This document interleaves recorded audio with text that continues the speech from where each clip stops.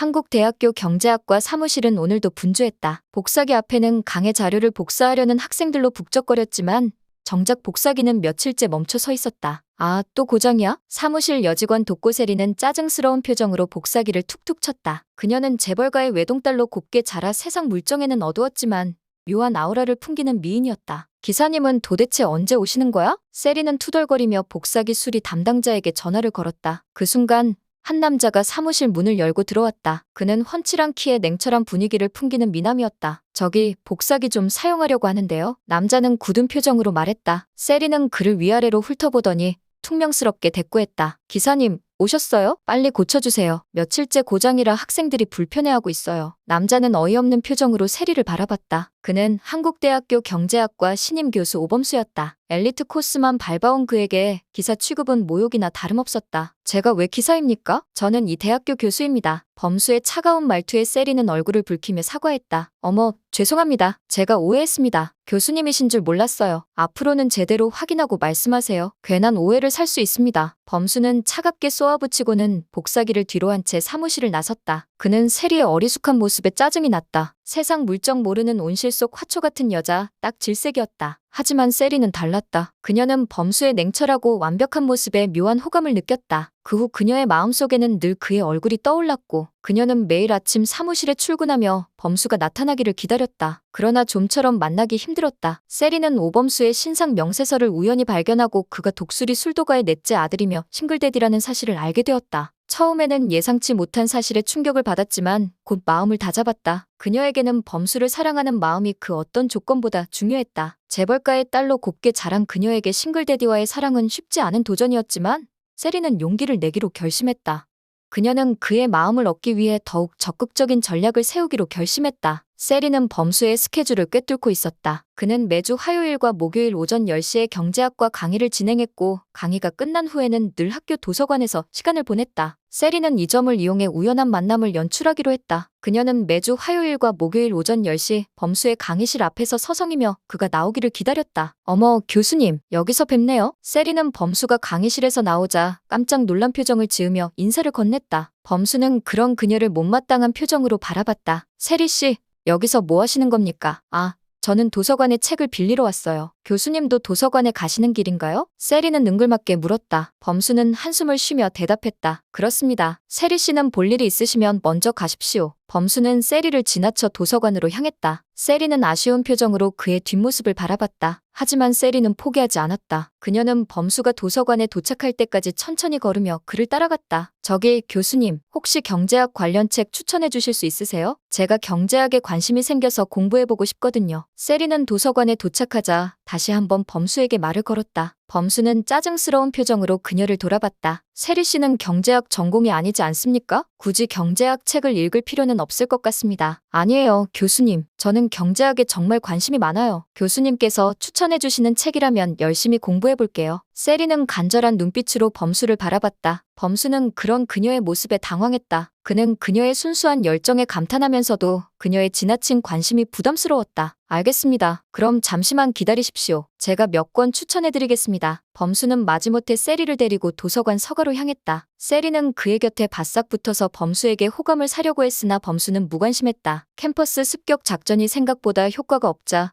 세리는 새로운 작전을 구상했다. 그녀는 범수가 매일 저녁 6시 정각에 퇴근한다는 사실을 알아내고 그의 퇴근길에 우연히 나타나기로 했다. 어느 날 저녁 6시 세리는 한국대학교 정문 앞에서 서성이며 범수가 나오기를 기다렸다. 그녀는 며칠 전 새로 산 고급 외제차를 길가에 세워두고 초조하게 시간을 확인했다. 지금쯤 나올 때가 됐는데 세리는 안절부절 못하며 발을 동동 굴렀다. 그때 멀리서 범수의 모습이 보였다. 그는 굳은 표정으로 정문을 향해 걸어오고 있었다. 세리는 심호흡을 한번 하고 차도로 뛰어들었다. 그녀는 일부러 차에 부딪히는 척하며 꾀병을 부릴 계획이었다. 하지만 예상치 못한 변수가 발생했다. 세리가 차도로 뛰어들자 쏜살같이 달려오던 오토바이가 급정거를 하지 못하고 그녀를 들이받은 것이다. 아! 세리는 비명을 지르며 바닥에 쓰러졌다. 범수는 갑작스러운 사고에 깜짝 놀라 달려왔다. 그는 바닥에 쓰러진 세리를 발견하고 충격에 휩싸였다. 세리 씨, 괜찮아요? 정신 차려요. 범수는 세리를 안아들고 다급하게 외쳤다. 세리는 희미하게 눈을 뜨고 그를 올려다봤다.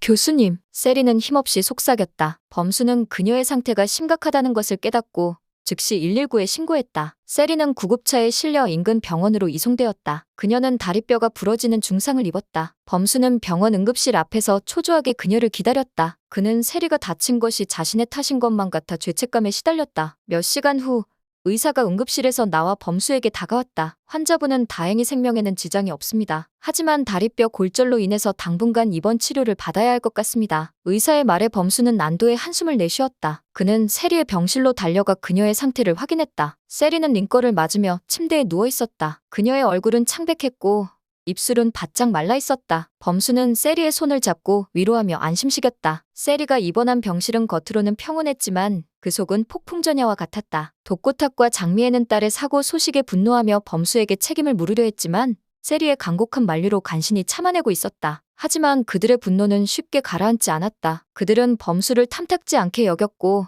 세리와의 만남을 극렬히 반대했다. 세리 곁에는 얼씬도 하지 마. 내 딸 인생 망치고 싶지 않으면. 독고탁은 매서운 눈빛으로 범수를 노려보며 경고했다. 장미애 또한 싸늘한 표정으로 범수를 쏘아봤다. 세리는 당신 같은 남자 만날 아이가 아니에요. 주제를 아세요. 범수는 죄송하다는 말밖에 할 수 없었다. 그는 세리의 부모님에게 자신의 진심을 전하고 싶었지만 그럴 수 없다는 것을 알았다. 그는 그들에게 그저 가난한 싱글데디일 뿐이었다. 세리는 그런 범수를 안타깝게 바라봤다. 그녀는 부모님의 차가운 태도에 상처받았지만 범수를 감싸 안으며 위로했다. 괜찮아요, 교수님. 병원에서 세리의 치료가 진행되는 동안 범수는 강의가 끝나면 매일 병실을 찾았다. 그는 세리의 부모님과 마주치지 않기 위해 늦은 시간에 방문했다. 독고탁과 장미애는 딸의 사고 원인이 범수에게 있다고 생각해서 그를 탐탁지 않게 생각하고 있기 때문이다. 범수는 조용히 병실에 들어가 세리의 상태를 확인하고 그녀의 손을 잡아주었다. 그는 그날 있었던 일들을 이야기해주며 시간을 보냈다. 처음에는 의무감에서 시작된 행동이었지만 점차 세리의 순수함과 따뜻함에 마음이 끌리기 시작했다. 세리 씨, 오늘은 좀 어떠세요? 범수가 물었다. 세리는 약한 미소를 지으며 대답했다. 교수님 덕분에 많이 좋아졌어요. 매일 와주셔서 정말 감사해요. 범수는 그녀의 말에 가슴이 따뜻해지는 것을 느꼈다. 그는 세리의 회복을 위해 할 수 있는 모든 것을 다하겠다고 다짐했다. 세리의 치료가 진행되면서 범수는 그녀에 대해 더 많이 알게 되었다. 세리 역시 범수의 따뜻한 보살핌에 점점 마음을 열어갔다. 마침내 세리가 퇴원하는 날 범수는 그녀를 집까지 데려다주겠다고 자청했다. 세리의 부모님은 여전히 범수를 못마땅하게 여겼지만 세리의 간곡한 부탁에 마지못해 동의했다. 차 안에서 범수는 조심스럽게 말을 꺼냈다. 세리 씨, 앞으로도 제가 옆에 있어도 될까요? 당신의 모든 것을 받아들이고 책임지고 싶습니다. 세리는 놀란 듯 범수를 바라보았다. 그녀의 눈에는 기쁨의 눈물이 고였다. 정말인가요, 교수님? 저도 교수님과 함께하고 싶어요. 두 사람은 서로의 마음을 확인하고 손을 꼭 잡았다. 그들의 사랑은 고난을 이겨내며 더욱 깊어졌고 앞으로 함께할 미래를 꿈꾸게 되었다. 하지만 그들 앞에는 여전히 세리 부모님의 반대라는 넘어야 할 산이 남아있었다. 그럼에도 불구하고 두 사람은 서로를 믿으며 앞으로 나아가기로 했다. 그들의 사랑은 이제 막 시작되었지만 모든 어려움을 이겨낼 수 있을 만큼 강해 보였다. 구독과 좋아요는 콘텐츠 제작에 힘이 됩니다.